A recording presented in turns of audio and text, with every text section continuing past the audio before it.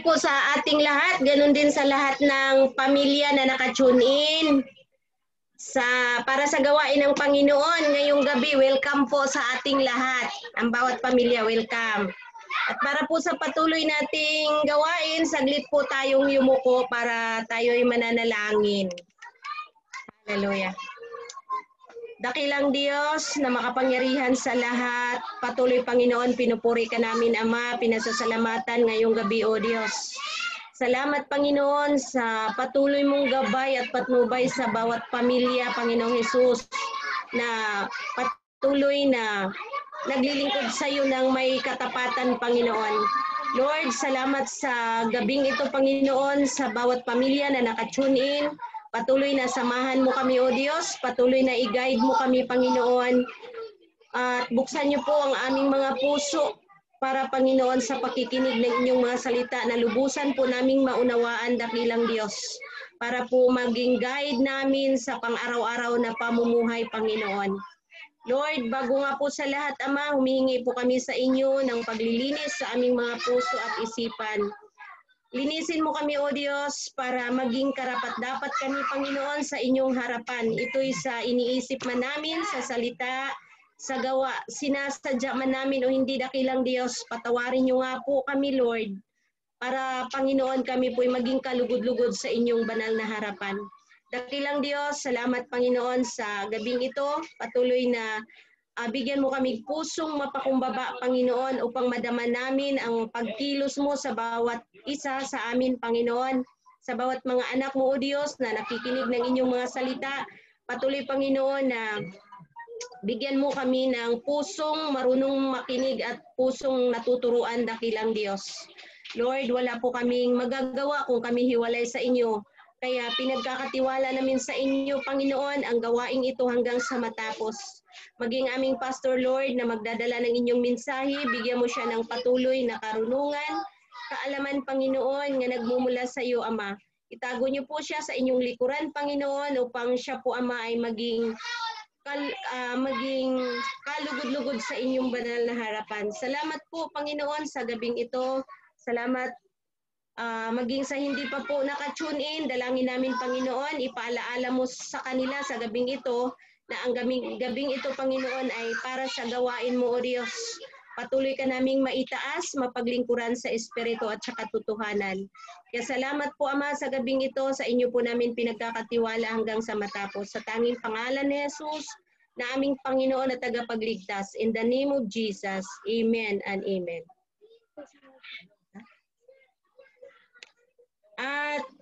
At tinatawagan ko po si Sister Janet para sa pagpapaawit po. Muli po ay magandang gabi sa ating lahat at sama-sama po tayo na magpuri sa Panginoon.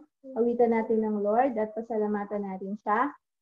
Yan. Awitin po natin yung pagising sa umaga. Kasi pagising sa umaga, naaalala ka, nasasabi kang puso ko na makapiling ka, umaawit, sumasamba, sumasayaw sa'yo, naghihintay ng pangungusap mo. Pagising sa umaga, naaalala ka, nasasabi kang puso ko na makapiling ka, umaawit, sumasamba, sumasayaw sa'yo, naghihintay sa pangungusap mo. Ayaw kong magkulang ng kapangyarihan mo. Ayaw kong magkulang ng kabanalan mo. Jesus, dakila ka, tanging sa'yo ko. Lakas ko ay nanggagaling sa'yo. Pagising sa umaga, naaalala ka.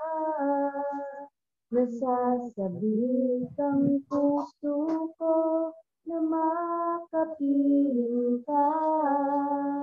Umaawit, sumasamba, sumasayaw sa'yo.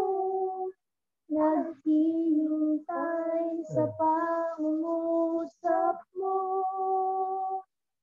Ayaw kong magkulang ng kapangyarihan mo.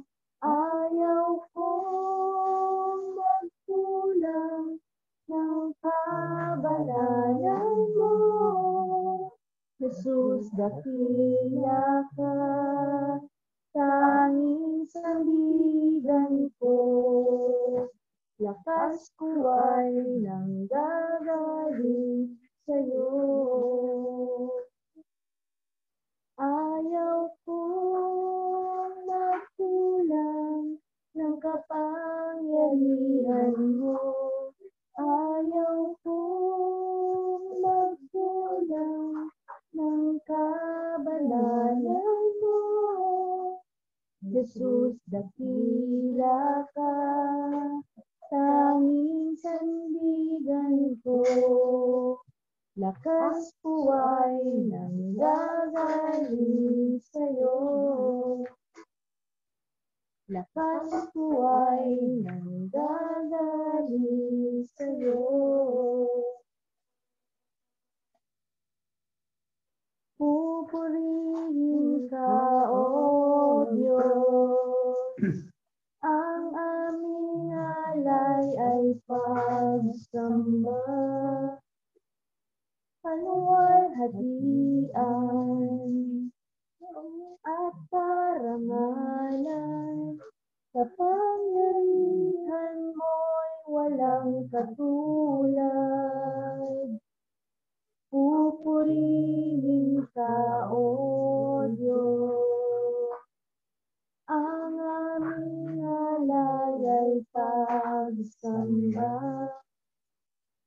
Paluwalhatian, buong karangalan.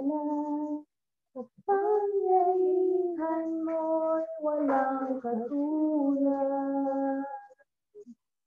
Ikaw ang tunay na Diyos, ika'y walang katulad. Ika'y nag-iisa, ikaw lamang, wala nang iba. Sa'yo ang aming dinggin ng aming sinig, isisigaw sa buong mundo. Pupurihin ka, O Diyos. Ang aming alay ay pagsamba. Paluwalhatian, buong karangalan. Kapangyarihan mo walang katulad. Ikaw ang tunay na Diyos, ika'y walang katulad. Ika'y nag-iisa, ikaw lamang, wala nang iba. Sa'yo ang aming awit, dinggin ng aming tinig, isisigaw sa buong mundo. Isisigaw sa buong mundo, kadakilaan mo.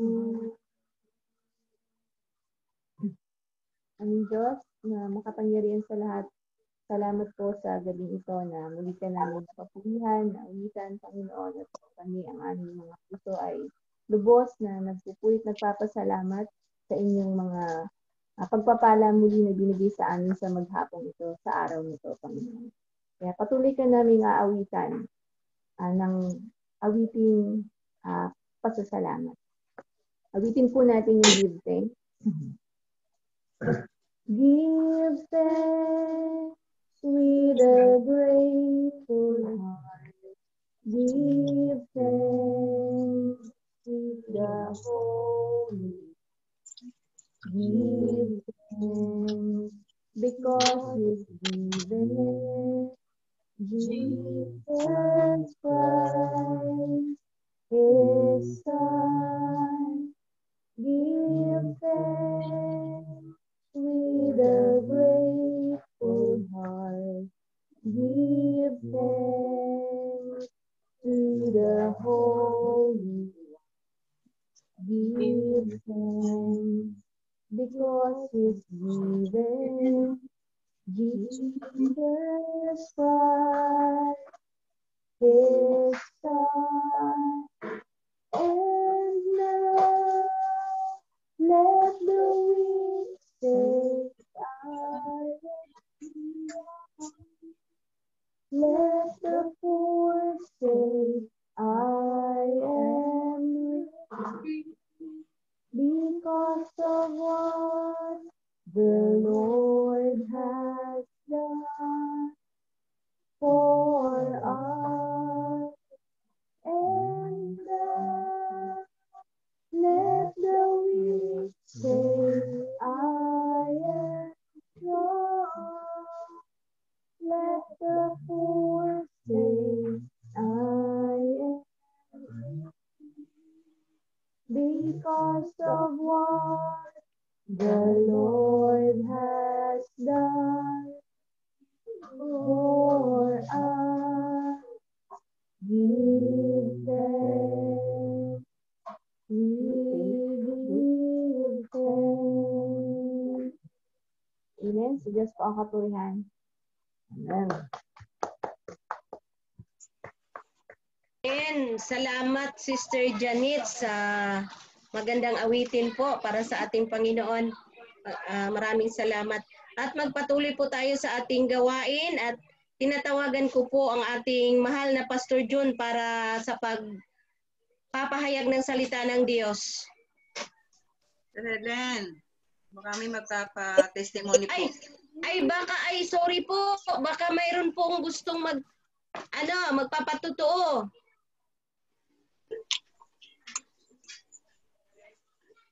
Kalimutan ko pala. Sino pong may gustong magte-testimony? Ako po. Sige po, Nay. Tunay na napakabuti ng Diyos na dapat natin ipagpasalamat sa bawat sandali. Dahil sa umaga pa lang paggising natin, meron na tayong bagong buhay at kalakasan. At yan ay dapat nating ipagpasalamat. Walang kahulilit na biyaya at pagpapala ang ipinagkakaloob niya. Lalo po sa amin dito, sabi ng iba, pagkaraw matanda na, hindi makatulog. Purihin ng Diyos sa akin po ay baligtad. Dahil napakasarap ko pong matulog. Kung nasa ibang bahay ako, baka magalit na. Dahil alas 6 na, natutulog pa ako. Napakabuti po talaga ng Panginoon. Napakasarap na magpuri at magpasalamat sa Kanya. Una nga, yung kalakasan, physical, at maging sa spiritual. Ipinagpapasalamat ko po. Lalo itong katawang to na kahit na malapit na ako mag-84, pero parang napakalakas ko pa. Wala po akong nararamdaman na masakit. Maliban sa kumain, yun, magpasarap, dahil wala naman akong gagawin, hindi ka naman makalabas ng bahay, dito ka lang. Kaya yun po ang hindi ko malimot-limot na kabutihan ng Diyos. At yung mga biyaya, yung mga pagpapala, tunay po na abot-abot ang ipinagkakalaob. Sa kabila po ng mga krisis, ng mga ibang kasamahan, ang mga katulad natin na halos walang makain, may mga karamdaman, purihin ng Diyos, napakabuti po dahil sa amin po ay labis-labis po ang pagpapalang ipinagkakalaob ng Panginoon.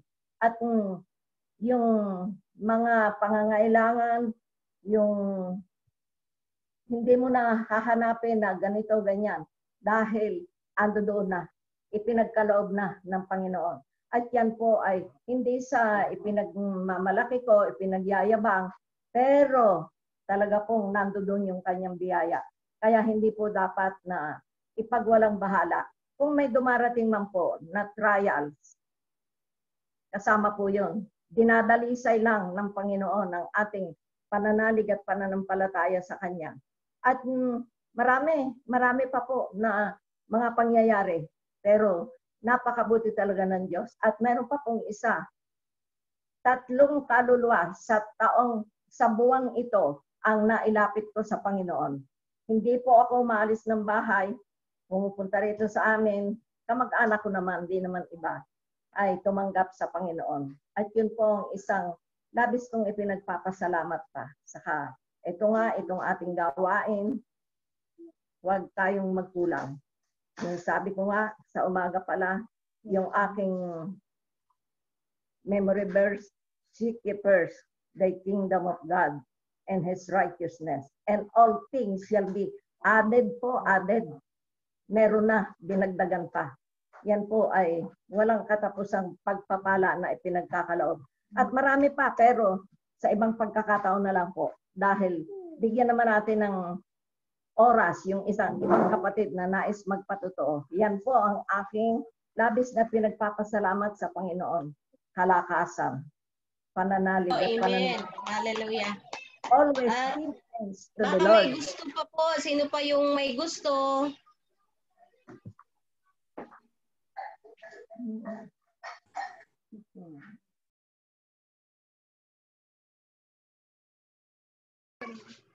Ako na lang siguro.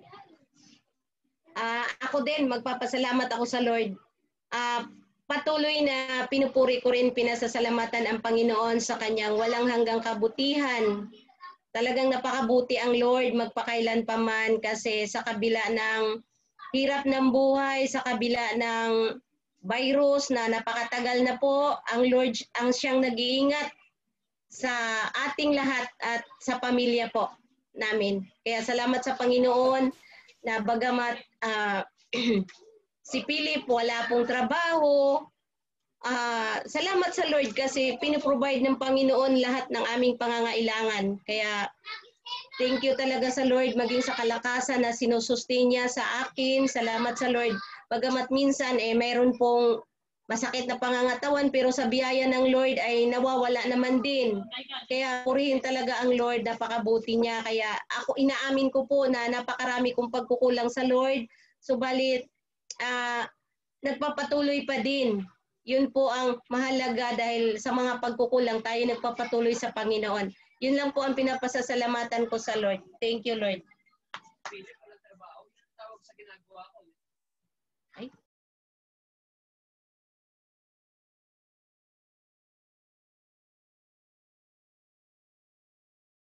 Kung may gusto po na magpapasalamat sa Lord sa gabing ito.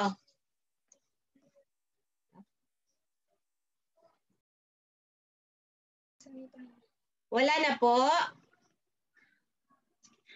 Magsisimula na po tayo at tinatawagan ko po si Pastor John para sa pagpapahayag ng salita ng Diyos. Ito po yung ating inaantay para pakinggan ang salita ng Lord sa gabing ito.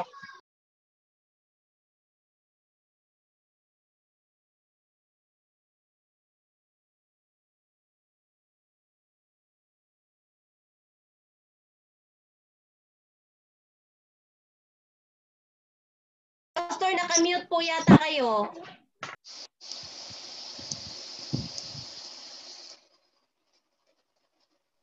Hallelujah. Magandang gabi ho sa inyong lahat, mga kapatid ko kay Kristo. Kumusta na po tayo? Alam ko, medyo lumuwag-luwag na yung ating kalagayan, hindi na masyadong limitado. Pagkat pinayagan na makalabas yung mga bata at saka yung pinakabata na 65. No. Medyo lumuwag-luwag na. At 30% na ang pinapayagan na magsimba. No? Pwede ng 30%. Dati 10% lang. Ngayon 30% na.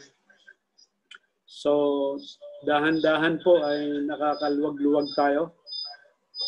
At nagpapasalamat tayo sa Panginoon. Kaya lang, marami pa rin mga bagong cases. Pero dito sa Metro Manila, medyo bumaba po. No? Bumaba yung kaso natin dito sa Metro Manila. So, isa po yung kapahayagan na medyo nakokontrol dito na sa Metro Manila ang mga kaso po ng banta ng COVID-19. So tonight, tayo ay nagpapasalamat sa Panginoon na sa kabila po ng ating kalagayan ay patuloy na ang Diyos po ay kumikilos sa buhay ng bawat isa sa atin. Marami po tayong dapat ipanalangin ngayong gabi sapagkat marami pong may mga karamdaman. Ano? So, inanyayahan ko po kayo na makibukas sa akin sa aklat po ni Santiago. Kapitulo 3, talatang 13 hanggang 18. Chapter 3 po ng James.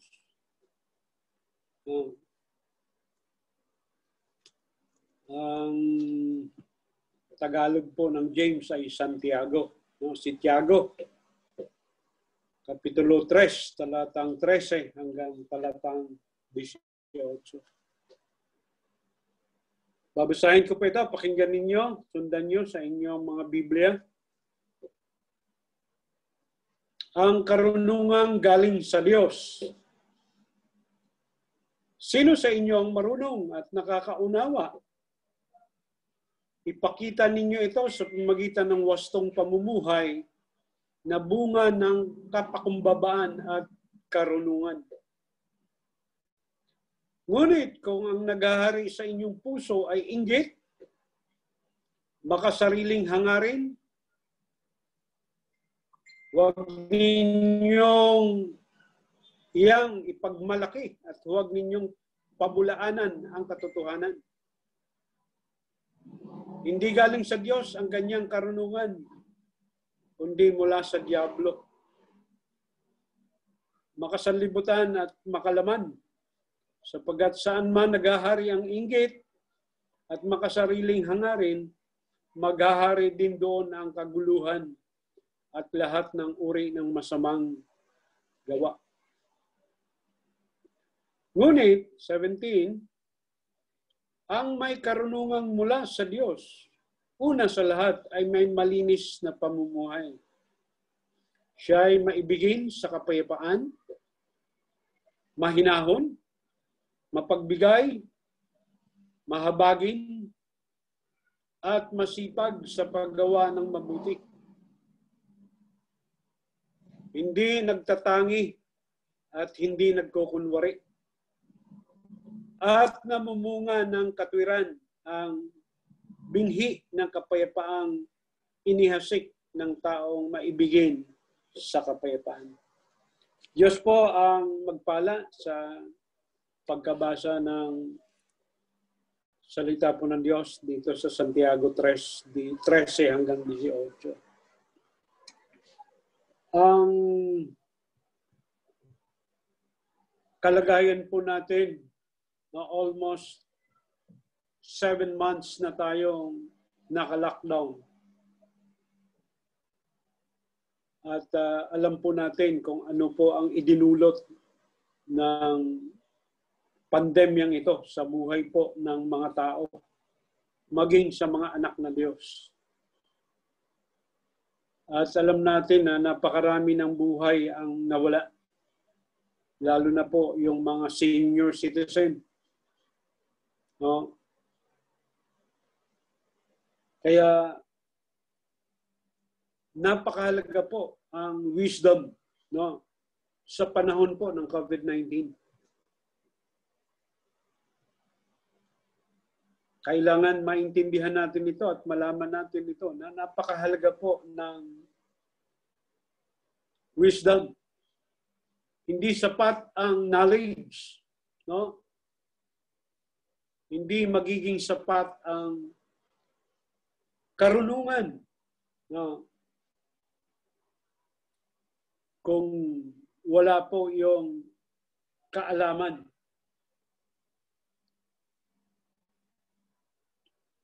Kailangan natin ng wisdom o ng kaalaman to be able to use the knowledge correctly. Pagka mayroon tayong wisdom, parang gabay ito. Para makapamuhay tayo, may i-apply natin yung knowledge ng maayos at tama. So, mapapansin ninyo na kung kailangan na tayo po ay lumabas dahil halimbawa bibili ng gamot, no? Katulad dito sa amin, dito sa kalagayan po namin, hindi ko po pinapayagan na ang kasambahay namin ay lumabas. No? Hindi ko siya pinapayagan, kami na mismo ang lumalabas. Kabila ng pinagbabawal ang paglabas ng mga senior citizen. At mas higit akong nag-aalala kung ang kasambahay namin ang lumabas kasi siya yung nakakasama ng mga kabataan. Kaya minabuti namin na mag-decide na kami na lang ang lalabas. Either sa aming dalawa. No? Kaya yung gate pass namin ay hindi ko pinangalanan. Apelyedo lang para magamit pareho namin mag-asawa pag kami po ay kinakailangan lumabas. So every time na lumalabas, ina-apply po natin yung wisdom, no? Kung paano maging maingat sa mga nakasalubong tao, makakasalamuhan tao. At ganun din sa ating paglalakad. At madalas na kailangan natin ang wisdom from the Lord para tayo ay maingatan, no? Sa paglabas natin sa lahat ng sandali ng ating buhay, palabas at ganun din sa ating pag-uwi. So we need wisdom. Kaya kung meron tayong wisdom, we can be able to use knowledge correctly. No? Kaya marami tayong mga kilalang mga matatalinong mga tao, mga intelihenteng tao, mga tinatawag nilang mga genius na mga tao. Yung mga taong ito ay kayang mag-program ng computer, no? Pero hindi nila kayang i-manage ang kanilang mga buhay. No? May mga taong ganon.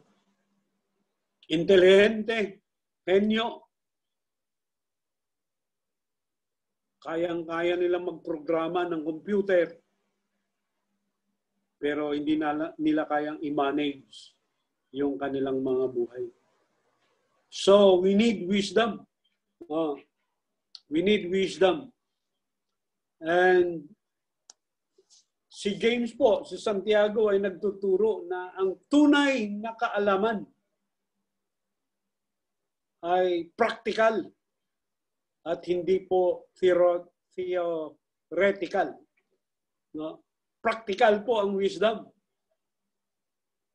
Ang wisdom na nagmumula sa Diyos ay very practical and active, mga kapatid. No? Aktibo. At itinuturo at ipinapahayag ng Biblia na hindi lahat ng karunungan ay mabuti. No? Hindi lahat ng karunungan ay mabuti. Katulad din na ito ng pananampalataya at pag-ibig.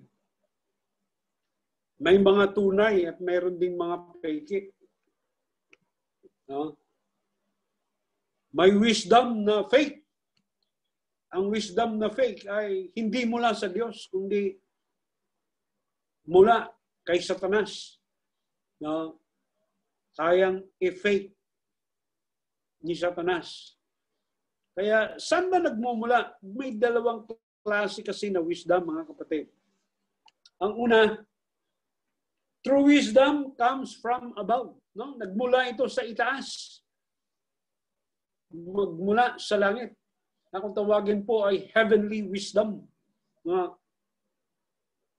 At ang isang false wisdom comes from below. Nagmumula naman sa baba. No?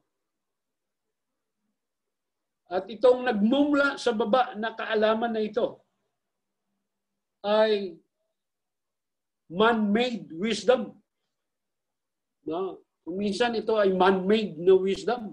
Mula kay Satanas, ibinigay sa tao, kaya man-made. No? Hindi po nagmula sa Diyos, kundi mula sa kay Satanas. Ang hindi po mula sa Diyos na kaalaman ay ang dulo po nito ay kabiguan. No? Tandaan natin. Ang kaalaman na hindi mula sa Diyos, ang lundo ay kabiguan. Kahit na kung sa unang tingin ito ay matagumpay, no?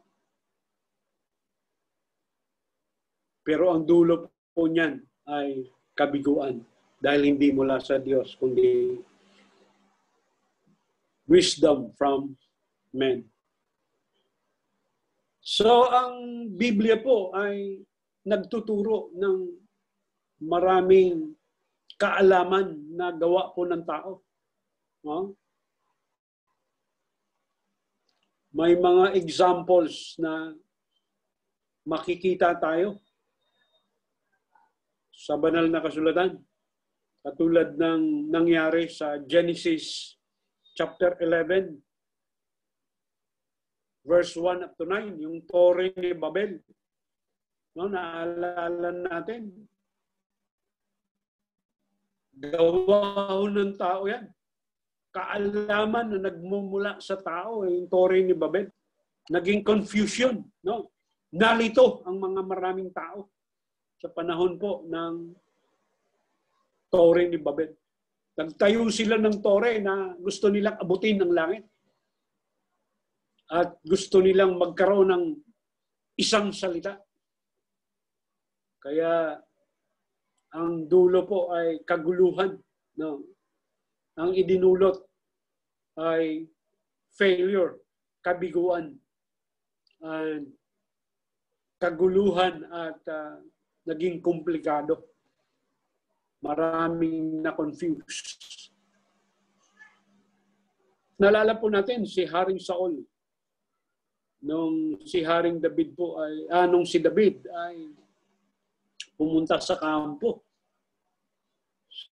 ng mga Israelita para maghatid ng pagkain, dalawin yung kanyang mga kapatid ni Haring David. Pinasuot siya ng suot pang digma ni Haring Saul para labanan si Goliath. No? Si Goliath. Yung armor niya mismo ang ipinasuot niya kay David. Na kailangan ito ang isuot mo para may laban ka kay Goliath. Pero iba po yung sistema at plano ng Diyos. No? Yung wisdom from the Lord ay kakaiba. Bato lang. No? Isang bato lang ang ginamit para sa kanyang tirador. Napatay niya si Goliath. So, wisdom from men, no? Mula kay Saul. At naalala natin nung gumawa ang ating Panginoon ng himala, nung pinakain ang 5,000 tao, no? Na pagkatapos na ang ating Panginoon ay nangaral ng maghapong nangaral, ay nakita niyang gutom na gutom yung mga tao dahil sa kasusunod sa kanya at saka sa mga alagad. Alaala natin na sinabi ng mga disipulo na mas matalino kung i-dismiss na lang yung mga tao para umuwi, para maghanap ng kanilang pagkain. Pero ang Panginoon ay may nagbigay ng 2 isda at 5 tinapay at pinakain ang 5,000. Kaya yung wise, yung kaalaman ng mga disipulo ay malayo sa kaalaman ng Diyos, sa pamamaraan ng Diyos. Kaya makikita po natin na merong 2 uri ng kaalaman. Kaalaman mula sa langit at kaalaman mula sa ibaba, mula sa tao. At kung ang kaalaman mula sa tao ang atin pong gagamitin at hindi ang kaalaman mula sa Diyos, ay mabibigo po tayo. No? Kabiguan ang atin pong makukuha. So, pinasimulan ni Santiago ang paksang ito sa isang napakatinding katanungan. No? Isang napakatinding katanungan ang kanyang pinasimulan. Ang sabi, sino sa inyo ang marunong at nakakaunawa? No? Yan yung katanungan. Paano natin makikilala ang isang taong marunong at nakakaunawa? Marami pong batayan, di ba? May mga sukatan. May mga taong ang sukatan ay kailangan ang pangalan mo ay mayroong nakakabit na letra. No? Sa una at huli ng iyong buong pangalan para sabihin na ikaw ay marunong at nakakaunawa. Yan ang kanilang mga sukatan. No? Katulad ng doktor. No? Saan ba nakalagay ang doktor? Sa unahan ng pangalan ng tao, di ba? Eh yung PhD, sa huli. No? Sa huli. Yung masteral, sa huli. Pastor, sa unahan. At hindi pa nasiyahan sa pagiging pastor. Inilalagay pa reverend. Reverend. Kaya ako kinikilabutan pag ako'y tinatawag na ganun. No? Dahil ang reverend ay sa Diyos lang dapat yan. No? Sa Diyos lang. Sa Diyos nakakabit yan. Yung reverend. Kaya ang tao ngayon, ang mga sukatan ay kailangan may mga nakakabit na mga dagdag na letra sa pangalan para sabihin siya ay marunong at matalino. No? Yan yung mga sukatan ng tao. Kasi wisdom from men. No? So, ano po ang tunay na kaalaman na nagmumula sa Diyos? No? Ang tunay po na kaalaman o na wisdom ay ang pagpapakita sa pamagitan po ng uri ng kanyang pamumuhay. Pag ang tunay na wisdom na nagmumula sa Diyos ay kailangan makita ito sa pamagitan po ng ating saloobin, sa pamagitan ng uri ng kanyang pamumuhay, sa kanyang mga gawa, sa kanyang mga pagtuturo, maging sa pangangaral, no, at pamumuhay. Ang tunay na kaalaman na nagmumula sa Diyos ay nakikita po sa mga bagay na ito para masabing ikaw ay tunay na may kaalaman. So, very practical. Ang Santiago po, ang aklat po ni Santiago is so practical na patungkol po ito sa pamumuhay ng tao, ng isang mananampalataya. It's so practical, pero may diin at malalim na itinuturo, no? Si Santiago. Simple and practical. No, hindi po theoretical. Ha? So, ang isang taong tunay na marunong ay nakikilala sa kanyang saloobin. No? Kaya sinimulan ni Santiago ang katanungang ito, no? Sa kanyang sulat. Sino ang marunong at nakakaunawa? Ipakita ninyo ito sa pamamagitan ng wastong pamumuhay na bunga ng kapakumbabaan at karunungan. Yun pala yung tunay na wisdom. No? Yung pagpapakababa. No? Yan yung bunga ng wisdom na nagmumula sa ating Panginoong Jesucristo. So, napakatinding katanungan ni Santiago kung sino marunong at nakakaunawa. Ang marunong na tao ay hindi yung mga matatalinong tao o kaya yung mga edukado. Sinabi ko kanina, yung mga may nakakabit sa kanyang mga pangalan, may mga titulo. No? May dalawa po tayong termino na gagamitin, yung marunong at mga natutunan. Meron tayong kompletong kahulugan na ang isang tunay na may natutunan ay ang totoong isang taong marunong.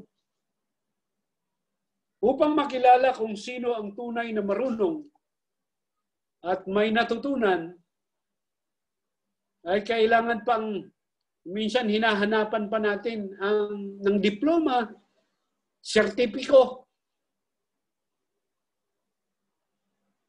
Hindi yung sa loobin ang ating hinahanap at yun ang napaka-importante ayon kay Santiago. So, tandaan natin, ang saloobin, ang mga gawa, mga pag-uugali at pamumuhay ay pagpapakita ng isang tao ay marunong at nakakaunawa. Kaya binigyan ng malalim na diin ni Santiago, no, na ang taong marunong ay nararapat na magpakita ng kanilang karunungan hindi sa kahusayan na magsalita, kundi sa pamamagitan ng kanilang pamumuhay at mabubuting mga gawa. So, tandaan natin mga kapatid, no?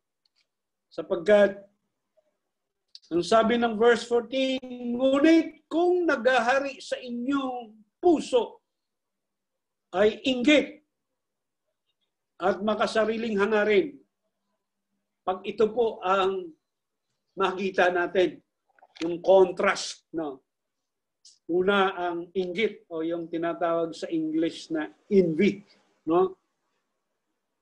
Ang salitang ito ay ang ibig sabihin ay mga selfish ambition, no? Napakahirap po pagka meron tayo sa puso nito, yung inggit at makasariling hangarin. Sapagkat nagdudulot po ito nagbubunga ito ng kaguluhan. Pagka mayroon po tayo nito. Lalo na po yung pagmamataas, no? Pagmamayabang, no? Boasting, o yung tinatawag na pride. Ang pride kasi love to boast, no? And nothing is prouder than wisdom of men. So, yan po yung mga false wisdom, mga kapatid. Yung inggit, yung makasariling hangarin, at pagmamalaki, o yung tinatawag nating pride. Yung fried chicken. Kaya sa mga Kristiyano daw, sa mga mananampalataya, kinain na yung fried chicken. Kaya nang makain yung fried chicken, nandun na yung kababaan. No? Kailangan makita ang kapakumbabaan. So, sabi ng verse 15, hindi galing sa Diyos ang ganyang karunungan, kundi mula sa diablo. No? Yung false wisdom na ito ay galing sa diablo. Makasanlibutan at makalaman. No? No? Tandaan po natin na ito po yung mga kalaban natin sa buhay na ito. Una, yung ating sarili. No? Kalaban natin yan, ang ating sarili. Pangalawa, yung laman. Yung tawag ng laman. Na kailangan masupil na yan. Ang tunay na Kristiyano, ang tunay na anak ng Diyos ay hindi na makalaman. No? Hindi na makasanlibutan. Ang diablo. Kaya tatlo po yan. Yung ating sarili, yung laman, at ang diablo. Yan yung kalaban natin sa araw-araw. Yan ang tumutukso sa atin. No? Para tayo ay mahulog sa pagkakasala. Kaya kailangan natin ang mataimtim na dalangin at pakikipaglaban araw-araw. No? Tandaan natin na tayo po ay nasa labanan araw-araw. Hindi lamang tayo ay lumalaban sa panganib, sa COVID-19 na hindi natin nakikita, kundi araw-araw ay nakikipaglaban tayo sa kaaway. Kaya kailangan natin ang karunungan na nagmumula sa Diyos. Kung paano natin harapin ito. At maipakita natin sa pamagitan ng ating saloobin, sa pamagitan ng ating mga pamumuhay at mga gawa. So, yung kabaligtaran nito, sa mga binanggit ko kanina, katulad ng inggit, makasariling hangarin, pagmamalaki o pagmamayabang,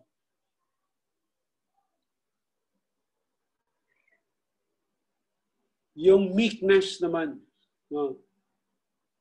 Meekness is not weakness. Kapakumbabaan. It is power under control. Tapos purity. No? Kadalisayan. Kapayapaan.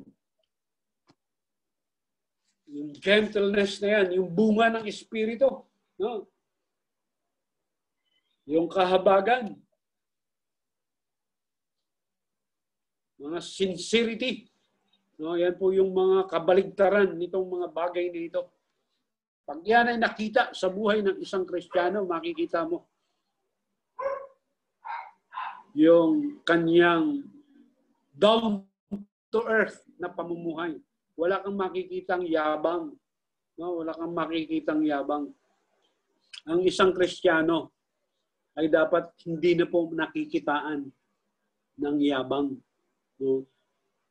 Wala nang ipagmamalaki. Ang lagi niyang ipinagmamalaki ay ang kanyang pananampalataya.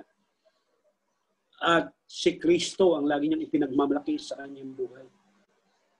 Parang si Paul, no? Si Pablo. Si Pablo ay napakatalinong tao, napakarunong at punong-puno ng kaalaman na nagmumula sa Diyos. At walang makakatalo sa kanya pagdating sa mga debate, pagdating sa mga pagpapaliwanag. Pero hindi niya ginagamit yung pantaong kaalaman, kundi ang ginagamit niya ang kaalaman na nagmumula sa Diyos. At ang napapurihan lagi sa kanyang buhay, hindi yung kanyang sarili, kundi ang Panginoon ang laging naluwalhati sa kanyang buhay. Yung tulad ng sinabi niya, naalala niyo yung sinabi niya, tularan niyo ako. No? Pero may kadugtong. Parang nagmamalaki, tularan niyo ang aking pamumuhay. Katulad ng pagtulad ko kay Kristo. Yun yung napakagandang salita. Na wala kang makitang kayabang-yabang sa kanyang buhay. Ang lagi niyang ipinagmamalaki ay ang Panginoong Hesukristo sa kanyang buhay. Na wala tayong dapat ipagmalaki. Ang dapat nating ipagmalaki ay ang Panginoon sa ating buhay. Yun po yung, no? Yun yung tinatawag na binagong tao. Binagong tao. At punong-puno po ng kaalaman na nagmumula sa Diyos. Kaya magugulat tayo. Ang Biblia ay gumagamit ng mga taong mahihina, no? Para hiyain ang mga matatalino. No? Para hiyain ang mga matatalino. Kaya marami po. No? Si Moses, si Gideon, puro mahihinang tao yan. No? Pero at the long run, makikita natin kung paano nila in-apply yung kaalaman o karunungan na nagmumula sa Diyos. Kaya tandaan natin mga kapatid, no? Na ang isang tunay na marunong ay makikilala sa kanyang, hindi lamang sa kanyang practical na pamumuhay, sa aktibong buhay, kundi makikilala din sa kanyang mga motibo. No? Ang isang tunay na marunong ay makikilala sa kanyang motibo. Naghahari po. Kung naghahari sa atin ang inggit at makasariling hangarin, kahit gaano katanggap-tanggap ang mga teolohiya na ating pong itinuturo, kung ang ating buhay ay puno ng mapapait at pagsiselos at may mga makasariling ambisyon, nabibilang po tayo sa mga mangmang at hindi po marunong.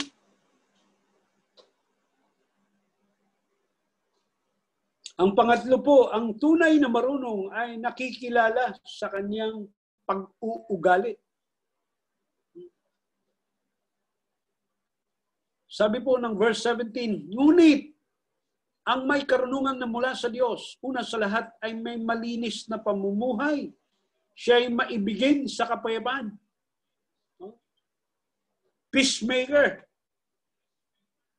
Ayaw niya ng gulo. Hindi siya gumagawa ng gulo. Hindi siya gumagawa ng mga bagay na magiging daan ng alitan. No? Hindi siya gumagawa ng bagay para magkaroon ng paghiwa-hiwalay. Kaya ngayon makikita po natin na napakarami pong mga breakaway group sa isang iglesia. Ang iglesia ay nahahati. At yung nahati pa uli. Nagkahati-hati ang katawan ni Kristo. Sapagkat mayroong mga sariling ambisyon. May mga ambisyon na kahit na masasaktan ang katawan ni Kristo, ay Hindi baling masaktan ang katawan ni Kristo. Hindi baling magkabahagi ang katawan ni Kristo. Basta masunod yung aking ambisyon. Yun po yung nakakatakot. Yun yung nakakatakot. Yun yung karunungan na nagmumula sa tao na ibinigay po ni Satanas. So, may malinis na pamumuhay, siya ay maibigin sa kapayapaan. Mahinahon. Yan, mahinahon. Hindi po pabugso-bugso. No, hindi pabugso-bugso. Mahinahon. Iniisip niya mabuti. Bago siya magbitaw ng salita, iniisip niya baka siya ay makakasakit ng damdamin. No? May kahinahunan. Kaya kabaligtaran, ang tunay na kaalaman na nagmumula sa Diyos ay kabaligtaran doon sa 14 and 15. No?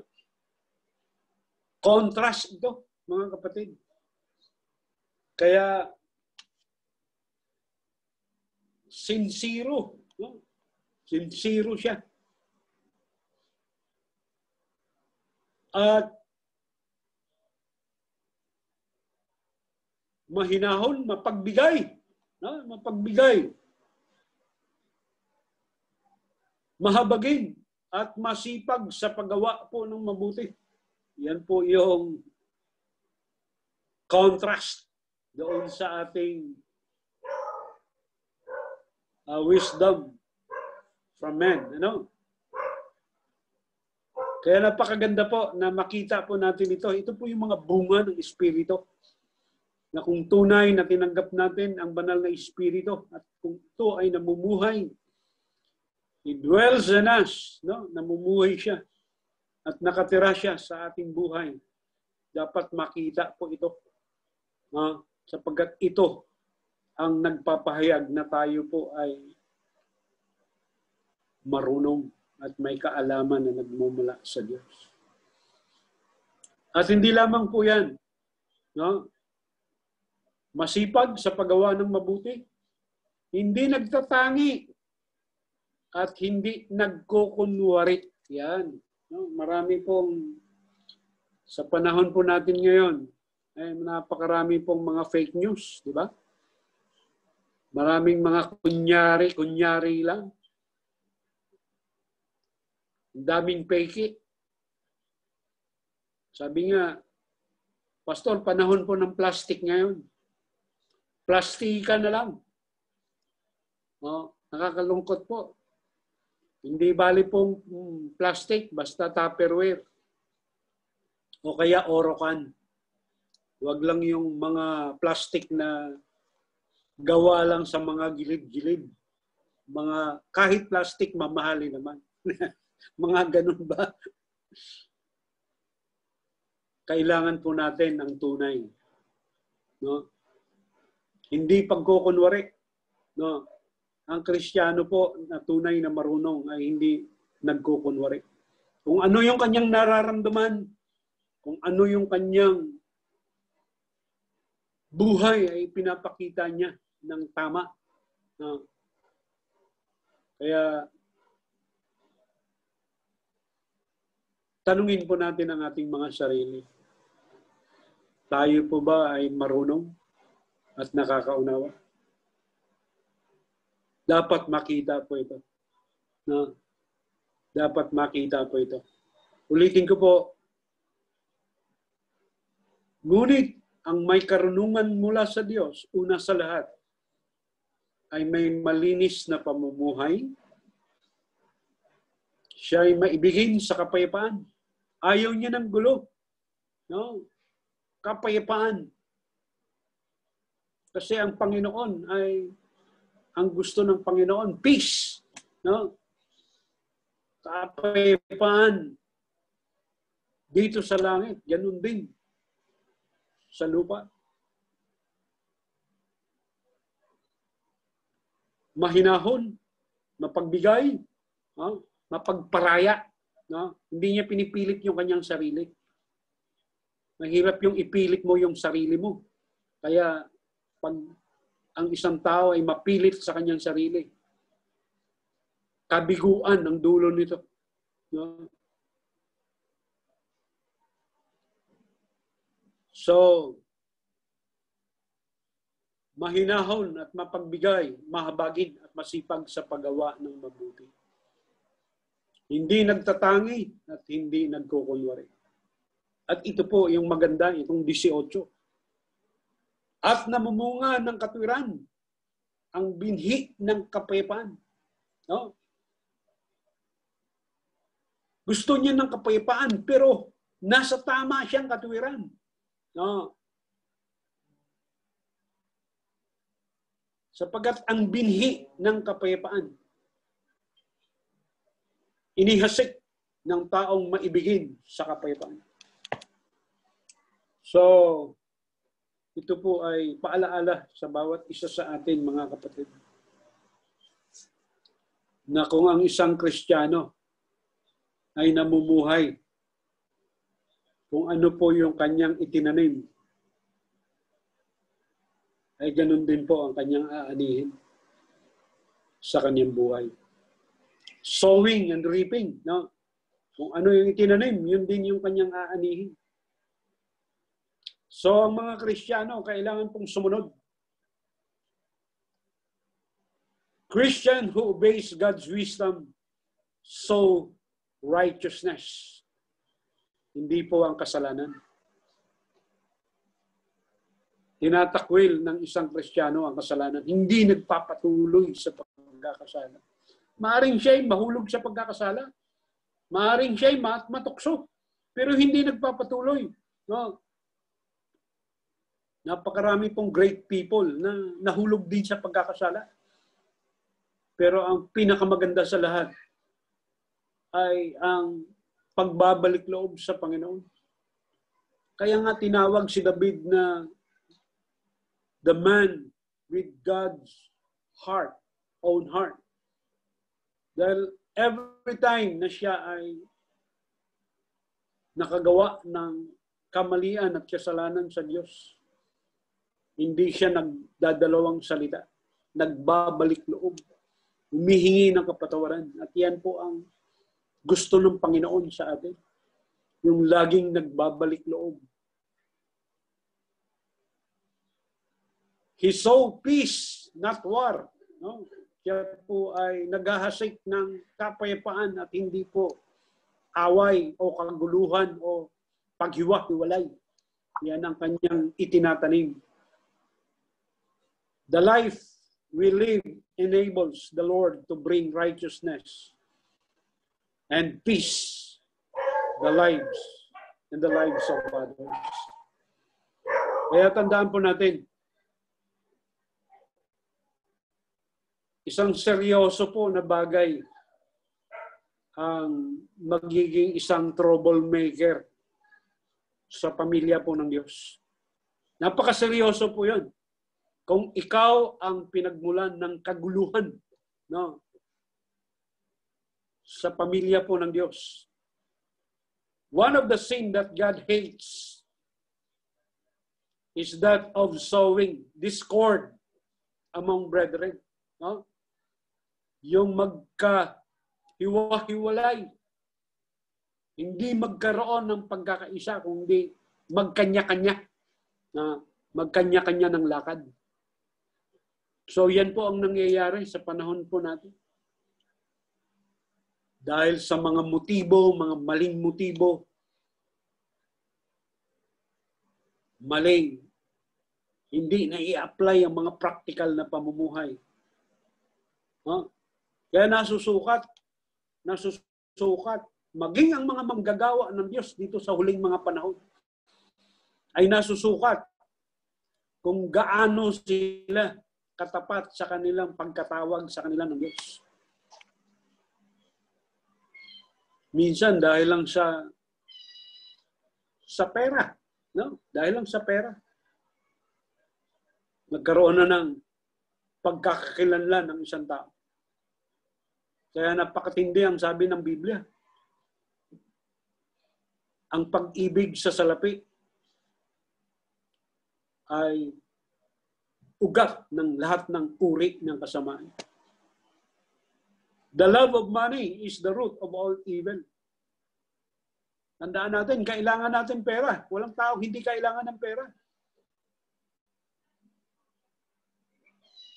Noong araw, hindi kailangan ng pera. Kasi nung araw, barter. Di ba? Nung araw, nagbabarter lang. Isang karosa na mais, ibabarter mo sa isang karosang mani. Yan. Palitan lang. Walang pera. Walang involved na pera. Hanggang sa dumating yung panahon na meron ng mga coins, no? Coins na ang ginagamit para pambibili. Hanggang sa dumating na yung bill na, yung mga papel na pera na ang ginagamit. Ngayon, mas matindi. Di ba? Plastic na yung pera ngayon. Plastic na. Kasi, isa-swipe mo na lang eh. Yung credit card, no? Yung isa-swipe mo na lang. Ganun na katindi ngayon. Sa Amerika, ang tagal ko sa Amerika nag-ikot, hindi ako nakakapulot ng pera. Sabi ko kay Siling-Siling, bakit hindi ako nakakapulot kahit barya? Tay, wala nang barya ngayon. Puro plastic na. Ang plastic? Sinuswipe na kasi. Yun na. Pambayad sa gasolinahan, pambayad sa grocery. Puro ano na lang. No? Kaya talaga naman ako. Kaya pala hindi ako makakakita ng pera. No? Kasi ako pag lumalakad, no, lagi akong nakatungo. Baka ako'y mamapulot. So, the love of money is the root of all evil. Doon mo makikilala, no, ang isang tao. Maging ang mga manggagawa ng Diyos ay nakikilala dahil dyan. Napatunayan natin. For this past 7 months, marami tayong nakikilala ng mga manggagawa na dahil lang sa pera ay nakalimutan ang kanyang pagkatawag na sa kanya ng Diyos. So, tandaan natin mga kapatid, no? Isang seryosong bagay kung tayo po ay gumagawa ng kaguluhan sa pamilya po ng Diyos. At kinamumuhian ng Diyos ang pagkahiwa-hiwalay, pagkawatak-watak ng kanyang mga hinirang. So, tandaan natin ang mga paalalang ito. No? Namumunga ng katwiran ang binhi ng kapayapaan. Inihasik ng taong maibigin sa kapayapaan. So, sa kabila ng banta ng pandemic na ito, dahil tayo ay nakasandig sa ating makapangyarihang Diyos, ay hindi po tayo nag-aalala. Kung pahintulutan man ng Panginoon na bawiin ang ating mga buhay, praise the Lord. Matulog man ako ngayong gabi at hindi na ako magising. Magigising ako sa piling ng Panginoon. Tandaan natin yan. Kung pahintulutan ng Diyos na tayo po ay pahingahin niya na, nakatitiyak tayo, sa piling niya tayo, makakasama tayo ng ating Panginoon. So, hindi kinatatakutan ng isang mananampalataya ang kamatayan. Hindi kinatatakutan. Sapagkat mayroong buhay na walang hanggan na nakahanda. Pagkatapos ng kamatayan ay magpapasimula ang buhay na walang hanggan. Ang buhay ay nagpapatuloy. No? Tandaan natin yan. Kaya ang tunay na anak ng Diyos, ang kanyang pamumuhay ay makikita ang tunay na karunungan at pangunawa.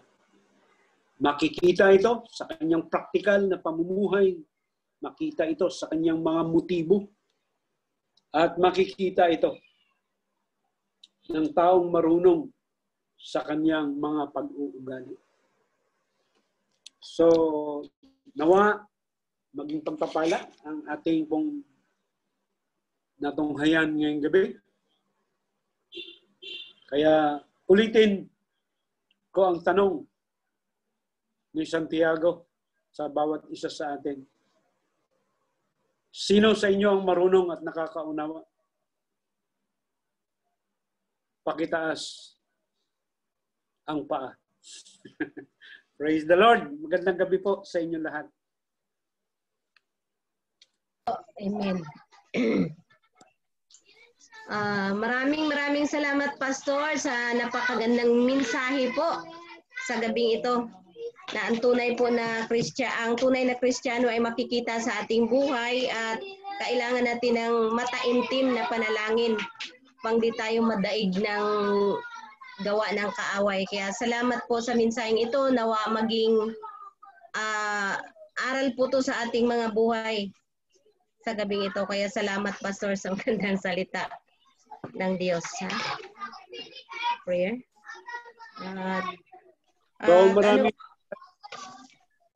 Marami tayong prayer concern ngayon, mga kapatid. Una po ay nais ko po kayong makiisa sa panalangin patungkol po kay Joshua, sa aking anak. Siya po ay nagkaroon ng problema sa kanyang nerves, sa kanyang mata. Ang kanyang mata po ay hindi maipikit at laging nakadilat at lumuluha. Kaya ipag-pray po natin siya na makarecover siya kapagkat nahirapan po yung bata. No? Hindi ko alam kung ano po yung sabi nito. Hindi ako doktor kung ano. Palsy. Ano yung ngayon? Bell's palsy. Bell's palsy daw ho yung tawag doon. No? Bell's palsy. Ang sakit po nga. Nagpa-laboratory na po siya at next week pa malalaman yung result. Matagal po yung result doon sa Amerika. So nakalib po siya ng 1 week. So mahigpit po yung ating sama-samang panalangin patungkol po kay Joshua. At ganoon din po si Loreto, yung asawa po ng ating kapatid na Raquel. At siya po ay medyo masama ang katawan. Nananakit daw ang katawan. So kailangan po nating ipanalangin tong asawa po ng ating kapatid na Raquel. Si Loreto po ang kanyang pangalan. Na palakasin ng Panginoon ng kanyang immune system, labanan po yung mga sakit ng katawan at lahat ng mga mga sintomas ng karamdaman. So, ano pa po yung mga prayer concern natin, mga kapatid? Any prayer concern pa maliban po dito sa dalawang ito? Baka meron pa po. Lang po yung inyong microphone, mga kapatid.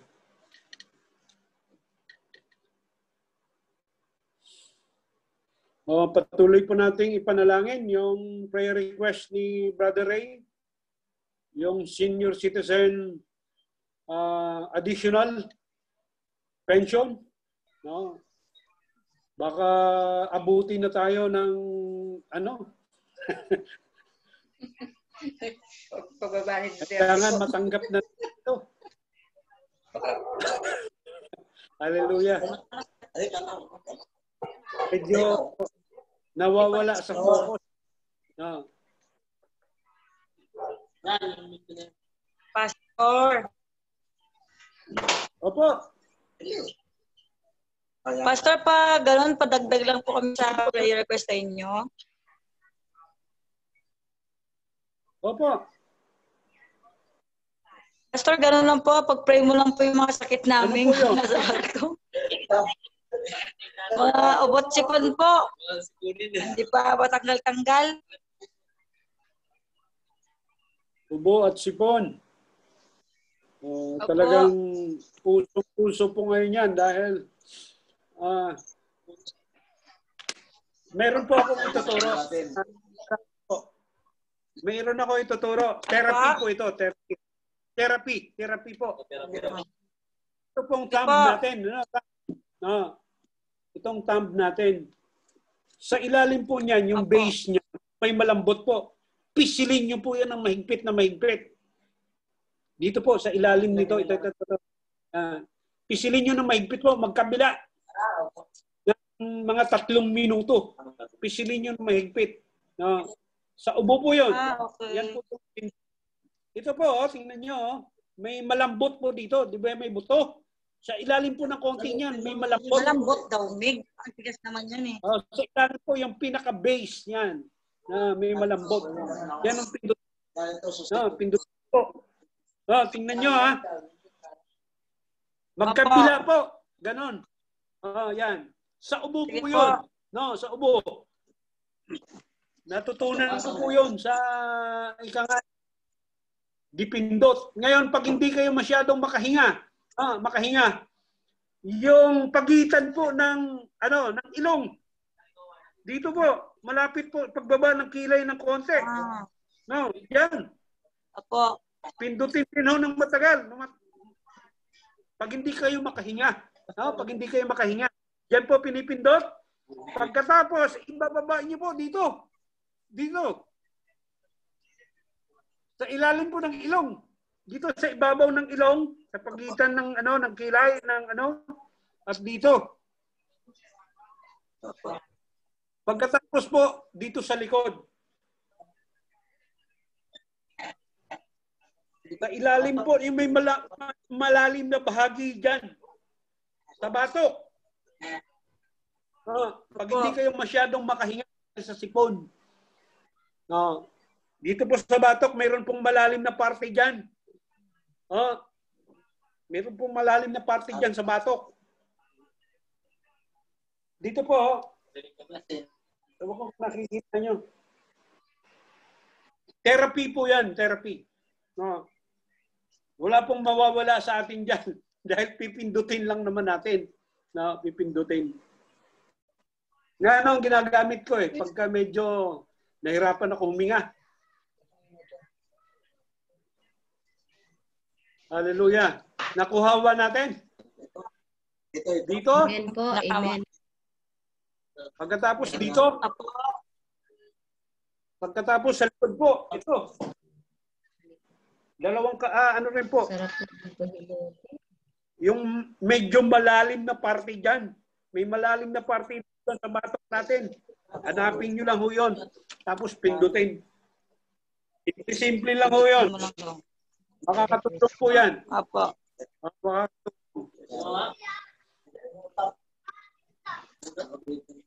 So, anyone else? Mga ubo-sipon. Kumusta na po, Brother Celso? Yung barko natin. Naayos na po ba yung barko? Tinatanong. Pastor! Opo. Kumusta na po? Nakabiyahin na ako. Pastor, darating na po kasi yung turbocharger namin. Pasalamatan ko sa Panginoon nga dininig naman ang aming mga panalangin. Kahit anong mga pagsubok sa aming departamento, at least nga dandahan na susunod na. At saka bukas darating, susunduin ni OM, Operation Manager namin sa Kawayan, kaya galing sa Cebu, darating na yung turbocharger na assembly. At saka yung sa generator ko naman, mayroon ng technician nga hawak, naghanap pa siya sa kami doon sa Manila yata, sa akin, tumawag kanina at saka nag-text ngayong hapon, kagi-askaso na niya yung mga spare part. Salamat sa Panginoon nga Adi, Dahil isa manggagal. lang ang generator ko. Nag-iisa lang kasi yung generator ko. Tumatakbo kami. Halos 2 months na. Nakasloob lang kami nagpatakbo. Ngayon isang generator lang. Kaya Ganun. nakasloob din ako dahil ang Panginoon nandiyan naman hindi pumaya sa amin. Hallelujah. O, kumusta naman yung mga ubo at sipon dyan at saka lagnat? Yung mga tao. Okay na? Sa akin naman,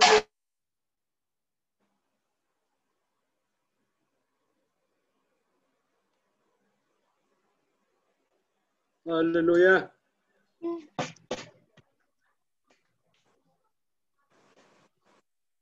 So, Lord, wala na po. panalangin. Opo. Panalangin natin, Pastor, na nawa hipuin yung, ano ba yun, yung manager nila ni Philip na maano, Pastor, ba yung hindi siya makaabot ng December, makaalis na po. Kasi po, sa ngayon po, ang hina po talaga ng tindahan. Parang hindi po makasurvive. Tapos, kasi ang daing tindahan, tabi-tabi na po. Kaya napakahina. Kaya sana nawa si Philip hindi abuti ng December, makaalis na po. Panalangin natin, Pastor. Sige po.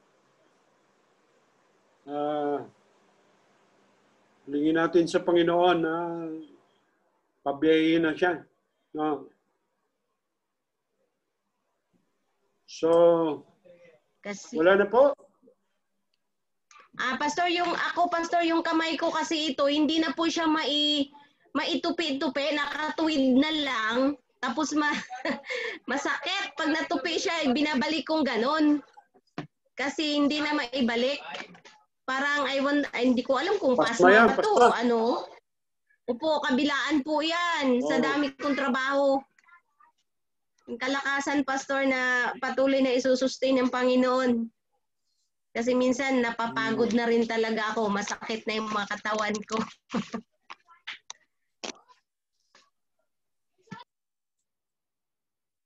Kailangan po dyan, haplos. Haplos. Nilalagyan nyo ba ng wintergreen yan? Mayroon pong ano sa pasma. Gamot sa pasma. Ewan ko kung susundin nyo ito. Alcohol at saka pamintang durog. Ay, ganun. Oo. Subukan nyo po yun. Sige po. Yung alcohol, Try ko po, Pastor.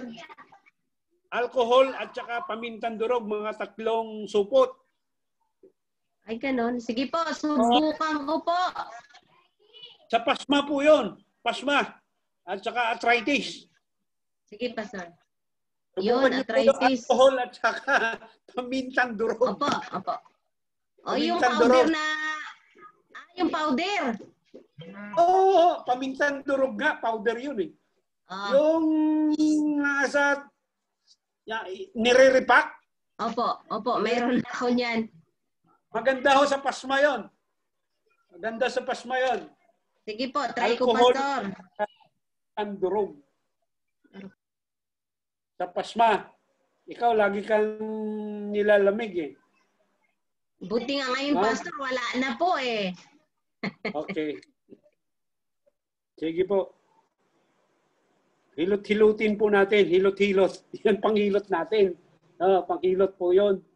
Yung alcohol at saka para rin akong minsan may pagka ano ba yon? Quack doctor. Quack doctor.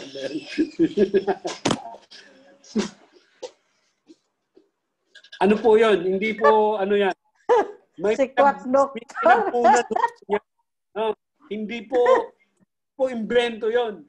Talagang proven yan. No? Proven yung sinasabi ko sa inyo. Proven yan. Dahil inaano ko muna sa sarili ko bago ko ipapayo. At wala namang humawawala dahil alcohol at saka paminta Okay. Tayo po ay manalangin. No? Kayo po dyan sa mga barko. No? Kung kayo may mga pasma-pasma, alcohol lang at saka paminta. Mga naghuhugas kaagad. Yung masyadong malinis sa katawan. Yung pagod na pagod pagkatapos hugas. Yun. Marami pong napapasma dyan. Okay. Sige, tayo po ay sama-samang manalangin. Mga kapatid, ibahin po natin ang sistema ng ating panalangin. Lahat po tayo mananalangin ngayon. Ako po yung magko-close. Magko-close. Pagka kayo po ay tapos na, i-off nyo lang po yung i-on nyo lang yung inyong microphone at magsabi kayo ng amen. Para alam ko na tapos na kayo. Sabay-sabay po tayong manalangin. Ulitin ko po yung prayer request natin. Si Joshua po, ang kanyang Bell palsy. Si Loreto po, yung pananakit ng katawan. Yung asawa po ni Sister Raquel. Then, yung technician na magmumula sa Cebu para gawin po yung barko ni Brother Celso. Then si Philip po na makasampa na ng earlier para makatulong na sa kanyang pamilya. Tapos yung arthritis o pasma ni Sister Helen. Okay. Wala na. O sabay-sabay po tayo manalangin, Yung mga personal po natin ng mga prayers.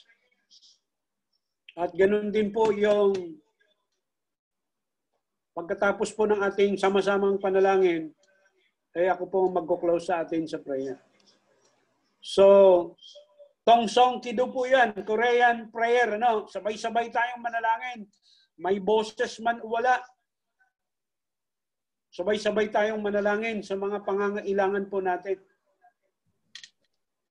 So, pikit po natin ating mga mata at sabay-sabay po tayong manalangin. Hallelujah.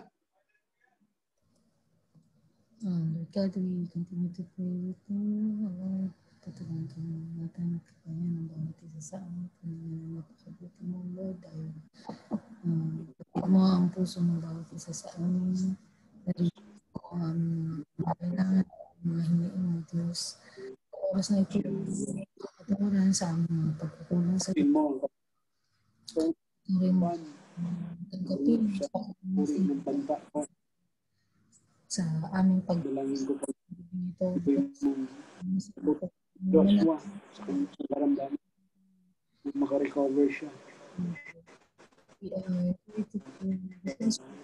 Tuloy namin dalangin, palakasin mo, Panginoon. Kawan, mga takot, anxieties, worries.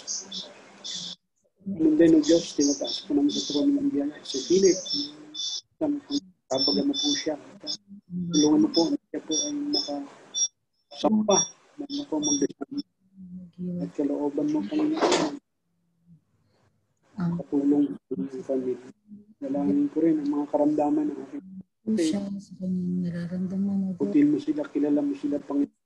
Heal mo ang mga kasama natin. Dalangin mo, Diyos.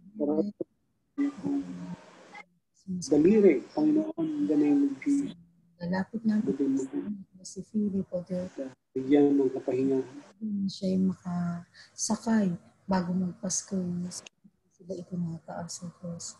Patid mo ang bawat pamilya, ang bawat isa dito na kasama namin ngayon sa prayer natin.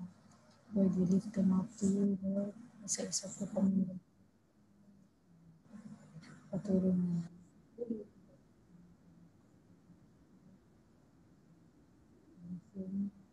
Give thanks to you. In Jesus' mighty name we pray.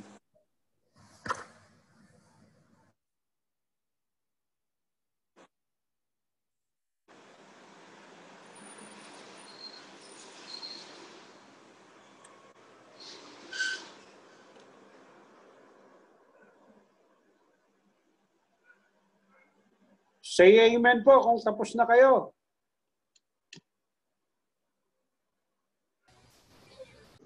Amen. Amen. Amen.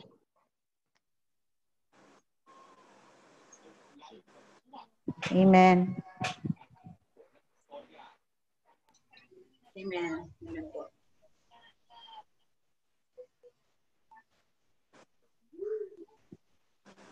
Amen, Pastor. Amen po. Sige po, tayo po ay magwakas sa isang tangin. Dakilang Diyos na mahabagin at makapangyarihan sa lahat. Nagpupuri po kami at nagpapasalamat sa gabing ito dahil muli po ay tinipon nyo ang inyong mga anak para makiisa o Diyos sa pulong panalangin at pag-aaral ng inyong mga salita. Salamat sa mga paalaala, salamat sa mga hamon, Panginoon. At salamat din, O Diyos, sa mga katugunan mo sa marami po namin mga dalangin. At patuloy kaming umaasa, Panginoon, na ang lahat po ng amin pong hinaing sa inyo, Panginoon. Yung inilatag po namin sa inyong paanan ay nakarating sa trono ng iyong biyaya at maghihintay po kami ng katugunan ng naayon po sa inyong plano at kaloob. Patuloy kaming umaasa, Panginoon, bigyan mo kami ng malalakas na mga pangangatawan sa araw-araw. Ilayo kami, O Diyos, sa anumang uri ng mga karamdaman na maaari pong magpahina sa aming mga lupang katawan. Patuloy na palakasin mo ang aming mga espiritual, ang aming pananampalataya. At alisin mo, Panginoon, ang anumang pangamba, takot, worries, anxieties, anumang bagay na maaari pong magpahina sa aming pong spiritual na buhay. Dalangin ko, O Diyos, na tunawin ito, wasakin mo at palitan mo ng pagtitiwala na ikaw ang Diyos na hindi magpapabaya. Patuloy naming dalangin, Panginoon, na buksan mo ng durungawan ng langit, ng opportunity ng aming mga kapatid po na nag-aantay ng kanilang mga tawag sa work. Dalangin ko, Panginoon, ang inyong patuloy na pagkilos sa buhay ng bawat isa sa amin. At pag-supply yung provision mo sa lahat ng mga pangangailangan ng inyong mga anak. Lord, maraming salamat sa bawat isa na nakadalo ngayong gabi. Dalangin ko, patuloy, O Diyos, na buksan mo ang durungawan ng langit at ibuhos nga po ang masaganang pagpapala sa bawat isa sa amin. Tulungan mo kami, Panginoon, na maging matapat kami sa aming mga tungkulin, sa lahat ng mga iniatang mo sa aming mga balikat, Panginoon, na mga tungkulin. At pagyamanin mo nga po, O Diyos, ang bawat isa sa amin para maranasan namin ang iyong kapangyarihan, ang iyong pagtugon sa lahat ng mga pangangailangan ng inyong mga anak. Kaya salamat po, O Diyos. At sa gabing ito, nihahanda po namin ang aming mga sarili sa isa pong masarap na tulog. Tulungan mo po ang bawat isa sa amin. Katulad ng masarap na tulog na binigay mo kay Sister Norma, tulungan mo rin po ang bawat isa na mabigyan kami ng masarap na tulog para sa kinabukasan, O Diyos, ay masigla ang aming mga katawan. Maranasan namin muli ang iyong pagpapala sa araw-araw. Kaya, O Diyos, ang iyong proteksyon ay amin pong inaasahan sa bawat pamilya, Panginoon, ng inyong mga anak. Ilayo mo kami, Panginoon, sa banta ng panganib, lalo na, O Diyos, sa COVID-19.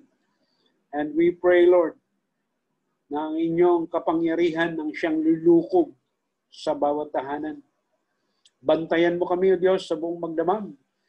Ilayo kami, O Diyos, sa anumang mga disgrasya at kapahamakan. At dalangin ko, Panginoon, na ang inyong espiritu ang siyang pupuno sa bawat isa sa amin. Salamat po at sa inyo po namin ipinagkakatiwala ang buong magdawag Tulungan mo po kami na maging matapat kami sa lahat po ng aspeto ng aming paglilingkod sa inyo. Purihin ka, Panginoon, at inaasahan po namin ang mga katugunan mo sa marami po naming dalangin. Salamat sa lahat, walang hanggang pasasalamat.